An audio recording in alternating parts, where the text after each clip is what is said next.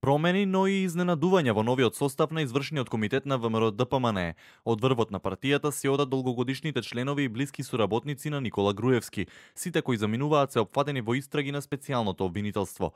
Од партијата официјално вела дека промените се поради истечениот мандат, но според неофицијални информации станува збор за промени поради истрагите на СЈО.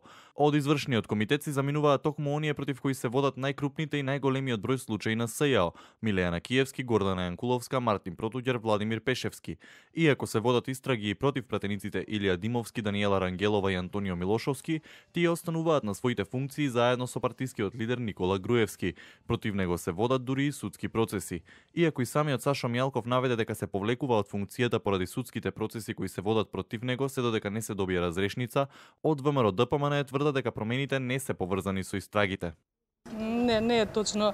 Пред седницата на Централниот комитет за лицето за кое што мислите си даде сам своја изјава. Нашата партија дава можност и шанса и на нови членови, не само на стари. Владеачката СДСМ пак оценува дека за опозицијата да покаже дека навистина е насочена кон реформи би било најдобро да ги смени челните позиции, односно лидерот на партијата Никола Груевски.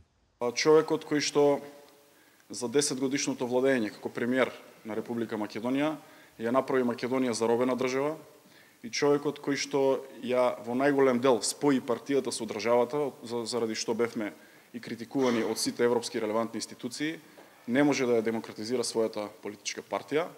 За нов генерален секретар партијата го избра директорот на ЕЛЕМ Христијан Мицковски. Тој ја чека неговата смена на позицијата во државното предпријатие пошто ќе стапи на партиската функција.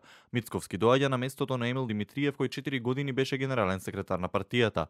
Од претходниот состав на извршниот комитет по синоќешниот состанок останува поранешниот министер за финансии Зоран Ставревски. Иако против него не се води истрага, тој остана запаметен како еден од главните ликови во бомбите на СДСМ, на кои честопати можеше да се слушнат неговите ставови спротивни на лидерот на партијата Никола Груевски. Останува и Никола Поповски, кому пак токму сегашниот премиер Зоран Заев во своето експозе од собраниската говорница му порача дека начинот на кој се однесува во собранието говори дека ќе биде конструктивен како лидер на опозицијата. На местата на долгогодишните челници на ВМРО ДПМН ќе се сместат пратениците Ане Лашковска и Зекир Рамчиловиќ, но со партијата раководат и лица како историчарот Никола Србов, еден од основачите на Сдруженијето Стоп операција Сорос, но и еден од предводниците на протестите кои завршија со крвавиот упад во собранието Богдан Илиевски, познат во јавноста како Бетмен. Освен нив, освежувањето во партијата ќе се направи со уште 15 други не толку звучни имиња. На листата која ја објави пратеникот Милошовски наведени се имиња на спортисти, историчари, портпароли, но и лица за кои е наведена само општината од која доаѓаат.